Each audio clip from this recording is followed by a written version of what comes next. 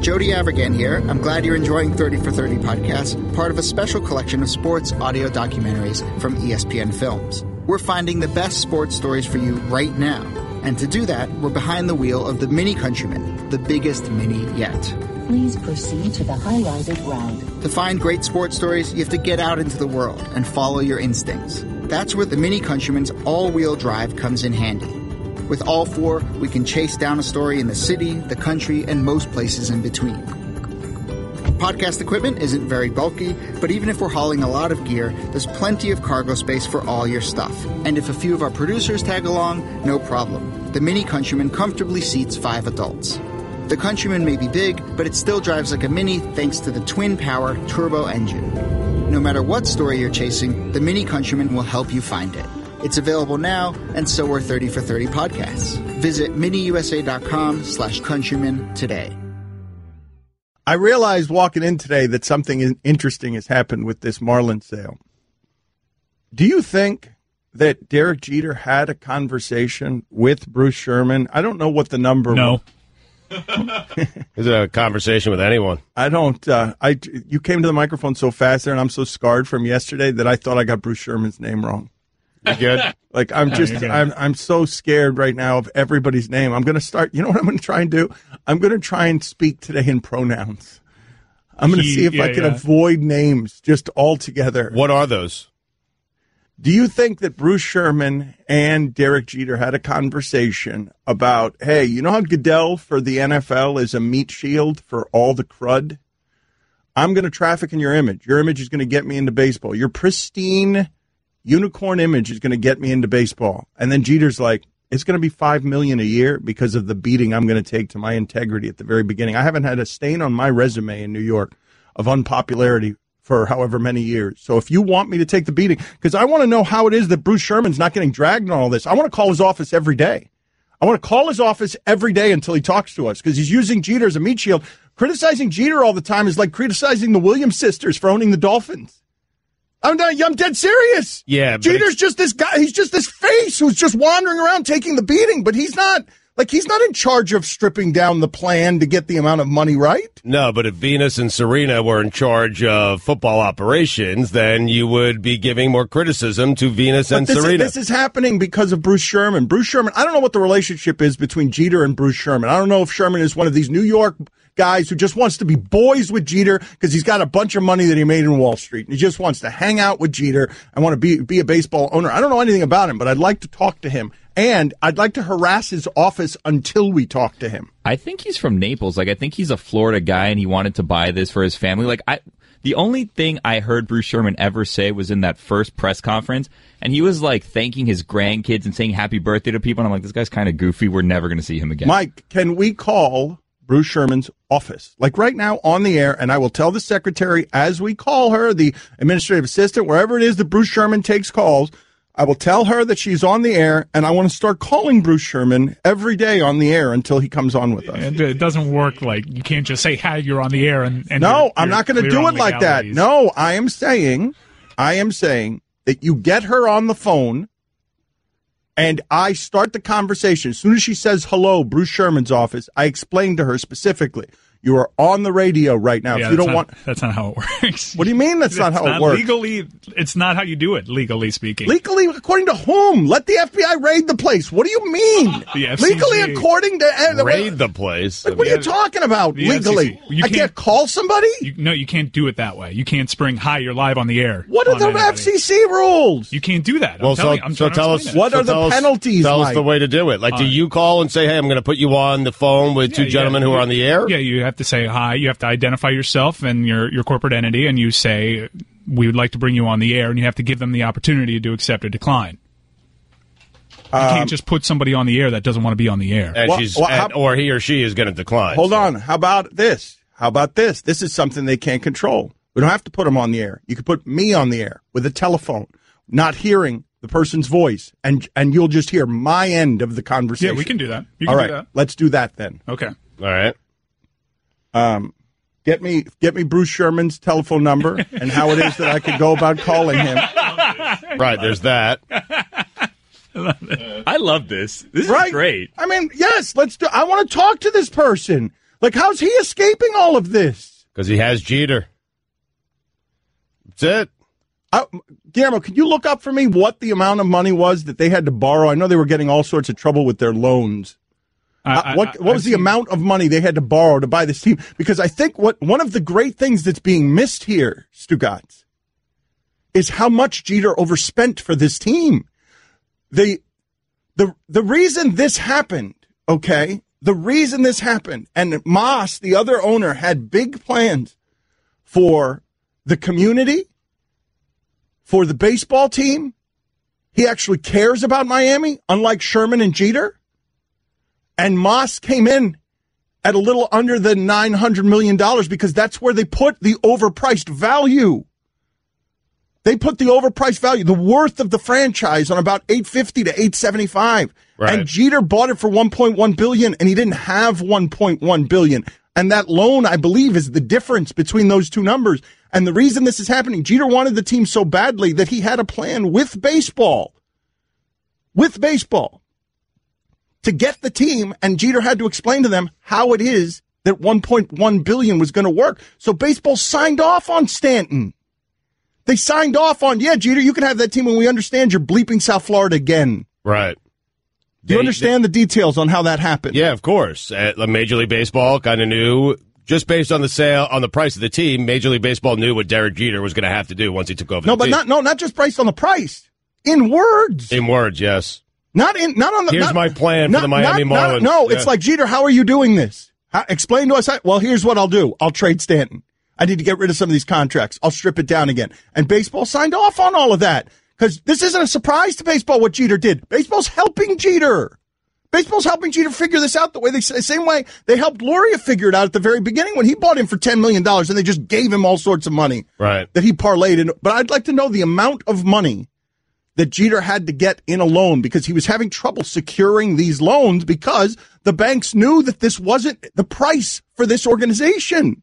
And so Jeter's first order of business was to spend so much and too much on what he was buying in such a way that South Florida is the one who's going to cover the costs for him. Get the hell out of here, man. I'm trying to find out this information. Bruce Sherman himself put up close to $400 million. Yeah, and that's close to the loan that I've seen reported. I've seen between $300 and $400 million. They paid $800 in cash. Yeah. $90 million came from a preferred fund founded by Michael Dell. I'm telling and then they assumed $400 million in debt. $100 million assumed, $300 being reworked. I'm telling you, I am as bothered. I'm more bothered. Jeter's an easy face. He's put his voice and face on this. Right. I'm vastly more bothered by what baseball did. Because baseball has endured all of this history with Miami. Baseball knows how hard it was to get all this stuff down here. Baseball knows that stadium saved baseball in Miami as they did those crock things of talking about moving the team to San Antonio and Las Vegas. And now we get into this situation where we had the right owner. Moss would have been a swashbuckling Cuban owner who would have been caring about Miami and caring about spilling money over the bar because the money wasn't the issue to him. He cares about Miami. Well, to be fair, we don't know that exactly. We know what he was saying, and that gets you popular. And now he has the benefit of saying, I wouldn't have done this because he's not the guy. However, Moss and his brother, the Moss family, are saving MLS soccer in Miami because Beckham just had a big-time billionaire investor bail out in the 11th hour, and the Moss has slipped right in there. That's the guy I'd like to get on the show is Moss. I'd like to get him on the show. We're trying. To find out if he's real. No, he is real. I got a message from him yesterday. You did? You got a message from Moss? Mm-hmm. Oh. Do you have a contact? I do. Well, let's get him on. Let's go. I've been working other people. Yeah, let's go. Let's go for it. What are you waiting for? Want to give that number to me? I'll take care of it. No, because I just got, it was actually funny. I got a text message that was a number I didn't recognize, and then it just said the hologram. Really? Because I accused him of being a hologram who was used in negotiations by Loria and Sampson as they sat him down at the All-Star game next to Loria just to scare up the price on Jeter. So we're still not entirely sure this is Moss. No, it's him. All right. There was an answer to that. Oh, okay. I answered. It wasn't just. I didn't just get like the hologram and then like, okay, this is Moss. I'm not.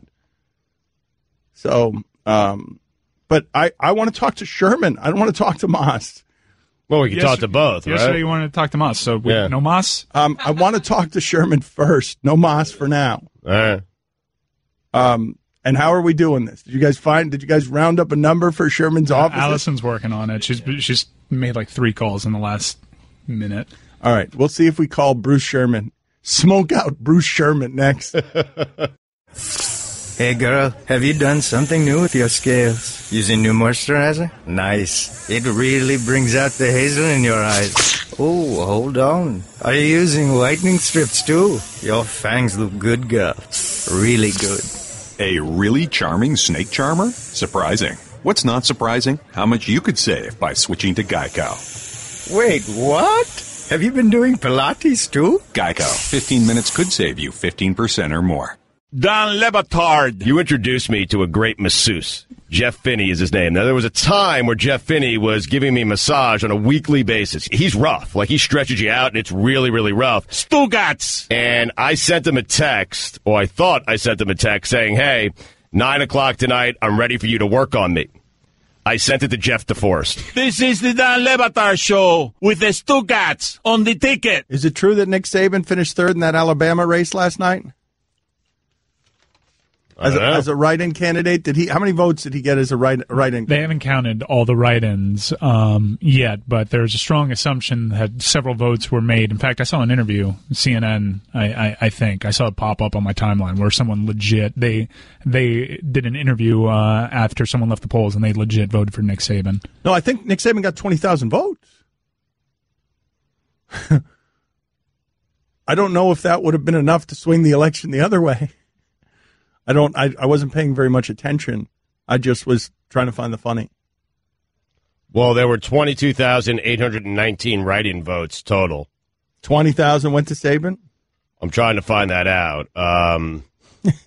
But if he got all 22, meaning Saban wouldn't get all 22. No. If Roy Moore had gotten the 22,819 write-in votes, he would have won that. I think he would have won with the 20,000 if Nick Saban indeed got 20,000. But I'm checking. It sounds don't fall. There's a lot of fake news on Twitter right now. Right. There's not an official count. Okay. Texter writes in, you guys are making it seem like Moss would be your savior. He'd be in the same position, only without Jeter. Maybe. I'd like to find out more about that. I don't know that for sure. I don't know the finances of this enough. The reason that my outrage has crept in the last couple of days is because I hadn't realized the number of details I missed here, Stugats, on the gifting of this baseball team to him. Because when he came down and stripped it down, the first announcement that they were going to strip it down again was a surprise to me. And so I didn't understand the finances. I didn't understand that the starting point on this is baseball helping Derek Jeter to increase the marketplace price. Baseball helped Derek Jeter get to an amount of money that he couldn't get to with him or his investors. Like, I had a suspicion of that when those reports came out that the Bush thing fell apart, that Jeter was looking for partners all over the place. Right. But we are pounding Jeter on something. He's got a 4% interest in the baseball team. It's a 4%. He bought in for a 2% interest. Right. He's making all that money back in salary. Sure, but he's the guy making the decisions. So he is the guy, right? He's front and center. He's in charge of baseball operations. I know, he's making these decisions. But he's not making the decisions on whether or not, like, the decision he's making is on how to get it down to a number that Sherman finds palatable. Sherman's the one who needs the number to get down. Right. Because Sherman's the one with the major stake in the team. We're going to speak to David Sampson tomorrow during the local hour. We might get an interesting perspective. I got a lot of questions, man. However, he'll probably toe the line that's just Marlins were losing money. And you got to keep asking yourself. It just doesn't make sense. Why and how? So they're losing $400 million, yet all these big-time investors that are good with money just can't wait to overspend on this product that's always losing money. Why and how?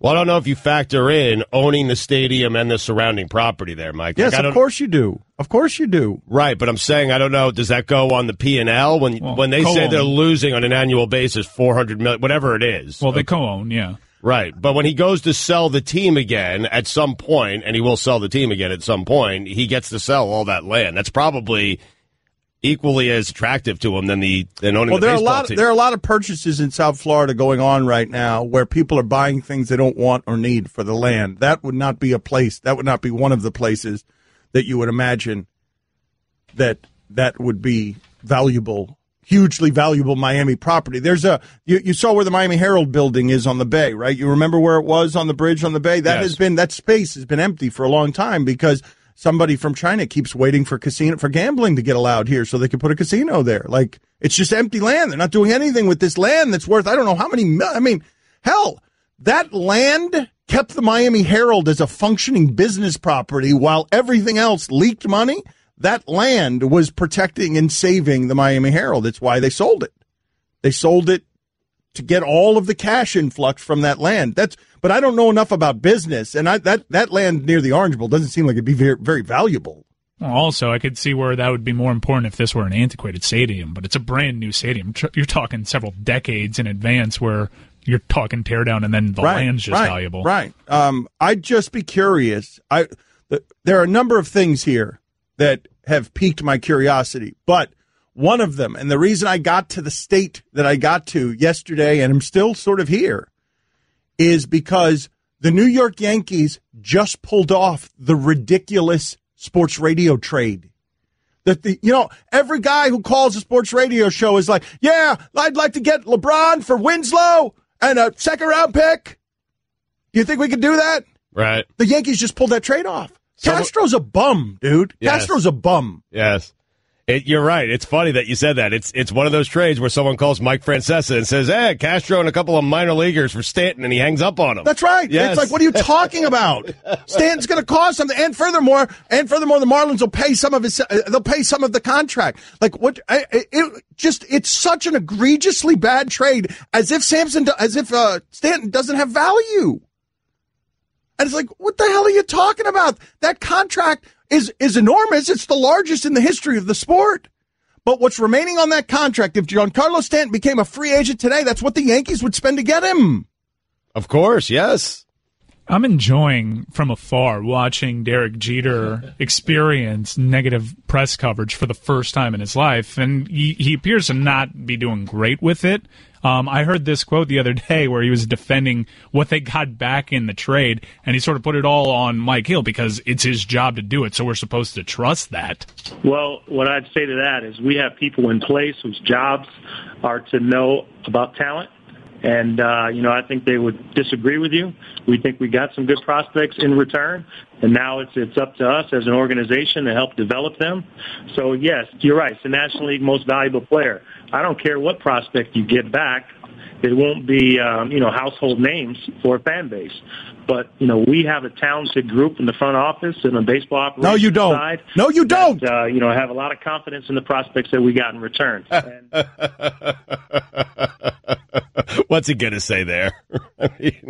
No, I actually believe that he believes and they believe in the lower tier prospects, but you have to. If for nothing else other than public relations, you have to get the best prospects in their organization. Like, that's not unreasonable. And the Yankees would be happy with that, too, incidentally. Yankee fans would be thrilled if they got Stanton for the 2 or 3 biggest names in their farm system. Right. Stanton's supposed to be a guy that could fix your farm system, right? You trade Stanton at 20, and he could fix it. Correct. Yes. Yes. I mean, the Yankees made a couple of deals, deadline deals. I think Miller was one, and maybe Chapman was another, and it fixed their farm system completely. Stugotz, he's of the age that it is Trout, Harper, Stanton. That's the order. Trout, Harper, Stanton, in terms of people in that sport that you're ready to pay because of the age that they are. Right. They're in their prime. Those guys even younger than he is. Mm-hmm. The Stanton contract, by the way, being the largest in the sport is a bit of a mirage, though, because it's spaced out over 13 years. So he's only getting like $25 million a year when you actually break it down to 13 years. So it's not like he's the highest paid player in baseball. The most he's going to get in a year is $32 million. And that's in like 2023, 2024. So even then, that's not going to be the highest salary in baseball. Mm-hmm. I'm saying that this is the part that got me from curious to pissed off was what they got. Because Stugotz, to me, it's not irrelevant they didn't have to trade him this minute. Right. You could wait to get something better than that. They wanted to purge themselves of what they thought was a Stanton problem. And I'm like, you're looking at that all wrong. Like, it's not a Stanton problem. Stanton has value. People will want that. You could play half a season and a contender's going to want to add that to their lineup. The Boston Red Sox are going to be chasing a title, and they're going to want to add that. And if you have, over the course of that time, built a relationship with Stanton, you might be able to send him or convince him to go somewhere else. Boston he wouldn't go to, because I think for some of the same reasons he won't go to St. Louis. Well, if you did it right from the start in terms of building a relationship with Stanton, you could get Stanton to say, hey, we're putting this out there because we want to get a better offer from the Yankees. So just go with it. Right. Don't say anything. Correct. Right. Like, don't tell the world that you don't want the Cardinals trade. Correct. Don't do that. You do to baseball. This is what's funny. This is what's funny about what happened with this trade. You do to baseball what the Marlins did to you by inventing Moss. They got the price up. Right. They suckered you. Do the same thing. Like, get the price up. What they got for Stanton, it's egregious and offensive because they treated it as something. Do you remember? They treated it as we want to staple Stanton. It's as if it's just a step short of Yankees. You want Ozuna? You got to take Stanton too. Like, they gave him away.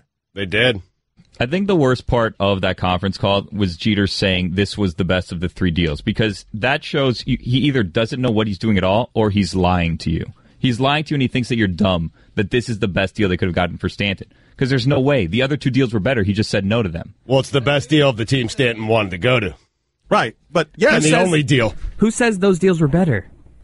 Everyone that's seen the prospects, that knows the prospects, has said that those deals are better. I don't think that's true. These people just were willing to take more money, which is part of the issue. People are trying to project these prospects. They're all prospects. The Yankees have good prospects. Like, you're saying it like it's fact. The Yankees do have good prospects. That's true. I'm not saying that the two young guys that they got aren't any good. I'm saying how offensive it is that they're telling us what you get for Stanton, you'll see it in about 3 or 4 years. Like, there's such low they're high prospects, but they're so low down. Yeah, of course. One of them might turn out to be the next Giancarlo Stanton. Once upon a time, Mike Stanton was a nobody. And many people in South Florida wanted to trade him for Manny Ramirez, for a month of Manny Ramirez. I did. The Marlins said no to that. Still should have done that. But Stanton was close to big league ready. These guys are not anywhere close to big league ready. And Starlin Castro, like the Cubs, before they started winning, the Cubs were like, please, dear God, let's get him out of here. Like, we don't want this person in our clubhouse. Maybe it's just as simple as they don't believe that this is the real Giancarlo Stanton. And they don't want to wait half a season for him to revert back to what we had the past couple years of him. And they figure this is the highest he's going to be. Let's move him now. Okay, you know what's fair about that, though? And I'd be totally down with that. This is as high he's going to be. Prove it to me by coming back with something that looks like it was as high as it's going to be. Like, yes, you're right about that. His value is at an all-time high. But why did you just trade him as if he doesn't have value? Well, because he only has one team now. No, Stugatz, you're wrong about that. He said Los Angeles and New York, and there are 3 teams in those markets. He said Los Angeles and New York. He did not say just the Yankees. I know, but the other teams, according to all the reports, weren't interested. It ended up just being the Yankees who expressed interest, which is unfortunate because then that's what you needed. You needed leverage. You needed one team against the other. It doesn't matter who's interested.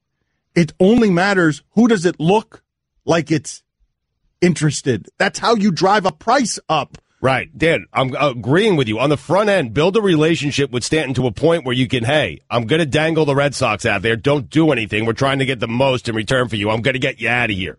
We love you, but the finances of this team are messed up. We need to get you out of here, but just work with us. I'm saying, Dan, but the way they went about it, it's their fault, but they were handcuffed. Stugatz, why are the finances of this team screwed up when they got their stadium?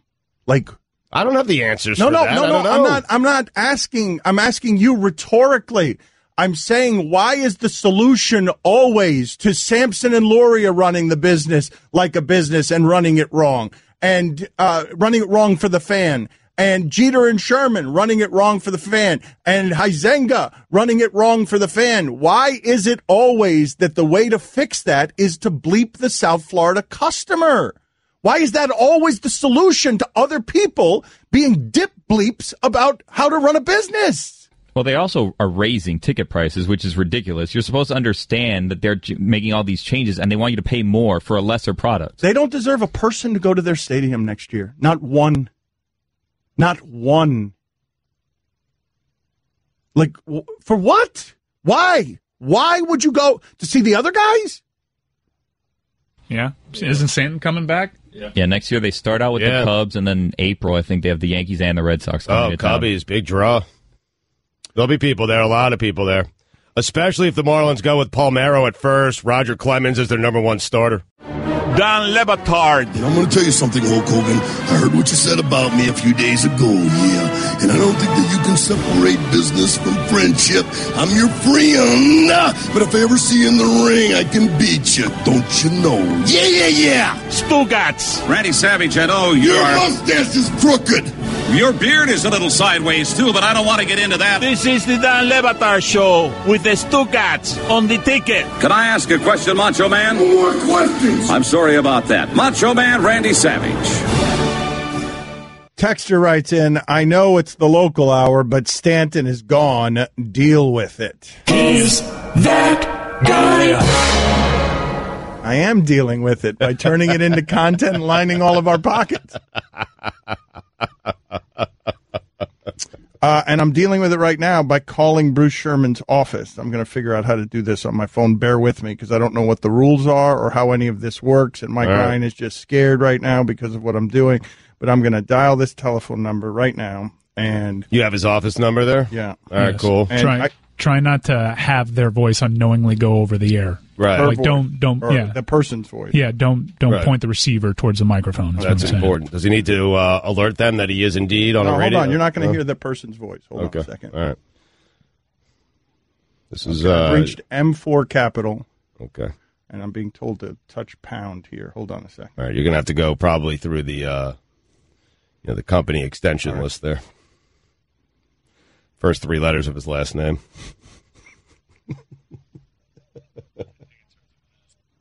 Hello, Chris. This is Dan Le Batard from 790 The Ticket in Miami. I'm on a radio station. We're live on the air. Can I put you on the air or can I not put you on the air? I'm trying to reach Bruce Sherman.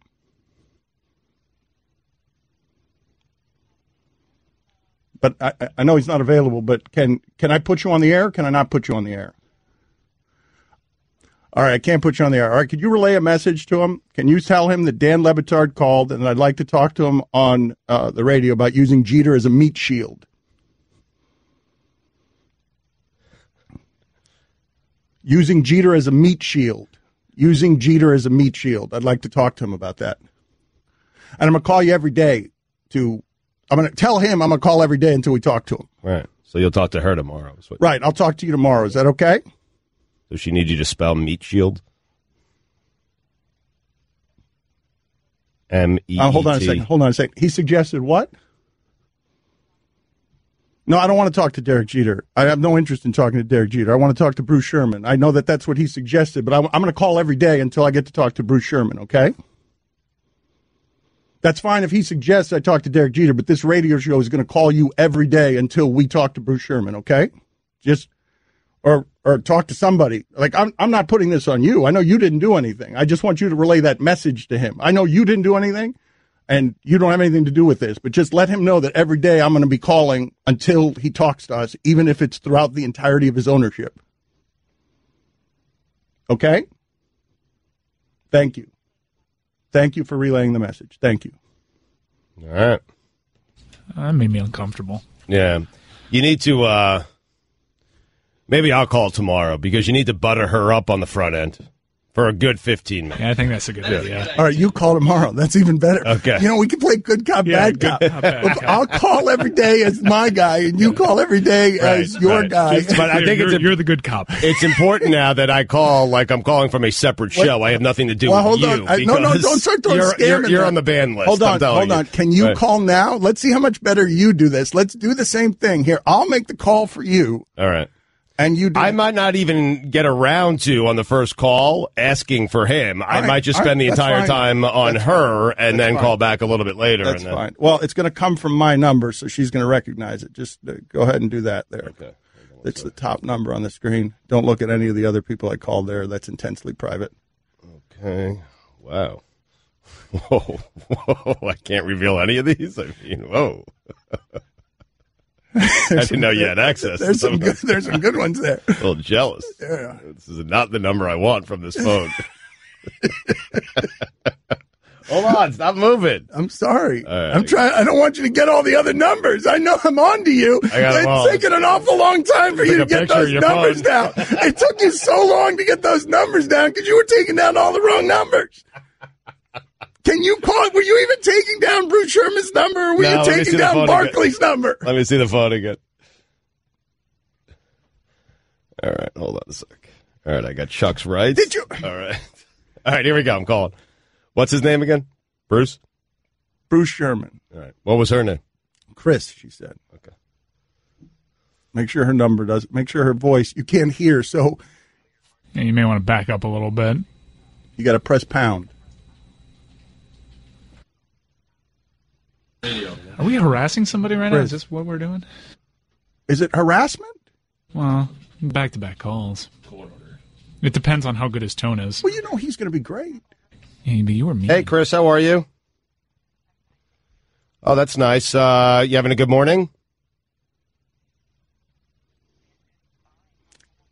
I was hoping because I have a thing I'm doing on Mr. Sherman. It's a very positive piece here about Mr. Sherman, about how he saved baseball in Miami. Yeah, and so I'm wondering, would it be possible if I can get maybe 10 to 15 minutes? I've heard wonderful things about him. And by the way, I've heard wonderful things about you as well. So I have some friends who mutual friends of Mr. Sherman, and they tell me great things both about you and about him. And so I have this great piece I'm doing about how he saved baseball in Miami and how he really cares about the city. And I was wondering if I could get any sort of access to him.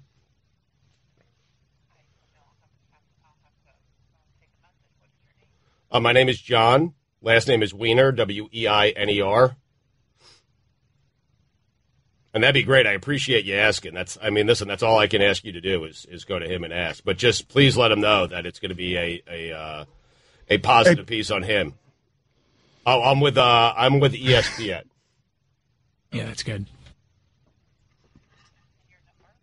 My phone number. All right, go outside. Okay. Go outside. My phone number is 954. Whoa, too loud.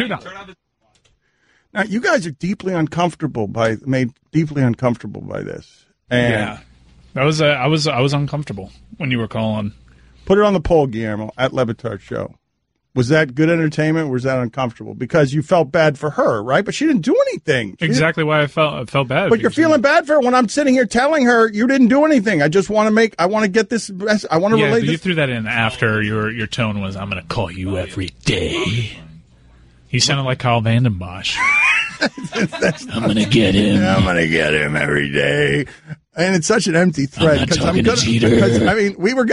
thing about our show is that we start things, we beat them into the ground, and then we never do them again. Do you remember Stugatz? Every day for a while, he was whistling. He was going to be whistling or trying to whistle every day for a while, and it lasted like 6 days, and then we wandered away from it. Yeah, that's more like our positive hijinks. He should be on in a half hour. All right, well, what are we going to do? What are we going to do when he gets here and all of a sudden it's less positive than what it is that you promised? Because we'll deal with it as it arrives. Well, then John Wiener starts a conversation and is like, hey, I have a partner here in my office. Right, my part will be positive. You can do whatever you want with your part, okay?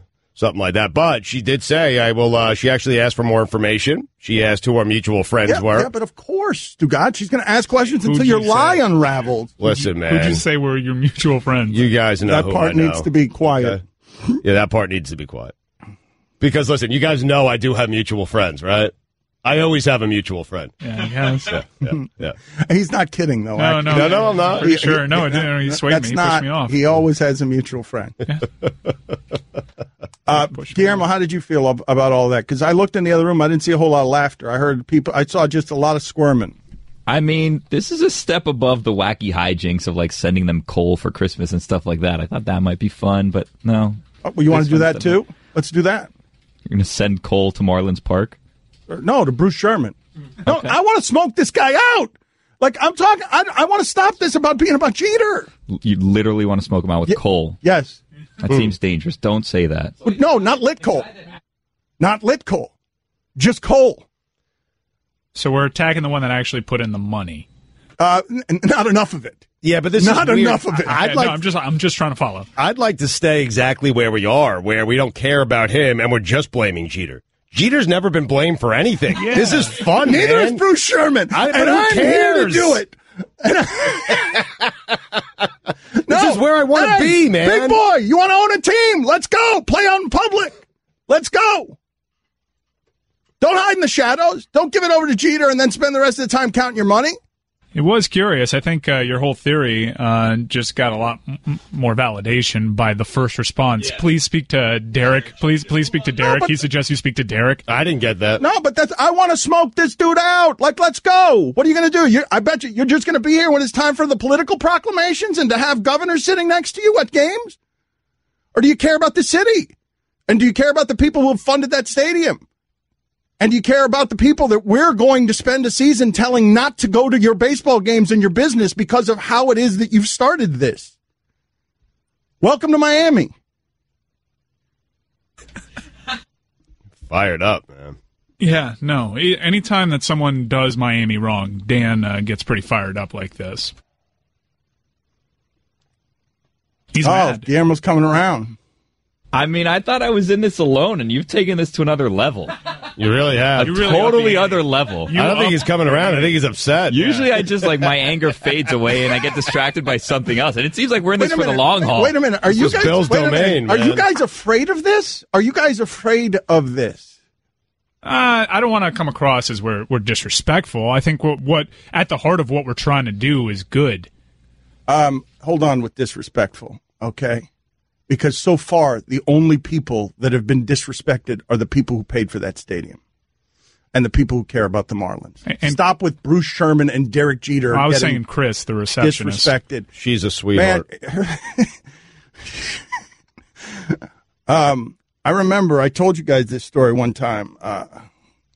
Ricky Williams came into the studio, came into Highly Questionable, and we did an interview, and he was just saying a lot of things about concussions that were against science, right? So it was an interview that people watched and were like, "Man, that's you sound loony. You sound a little bit crazy."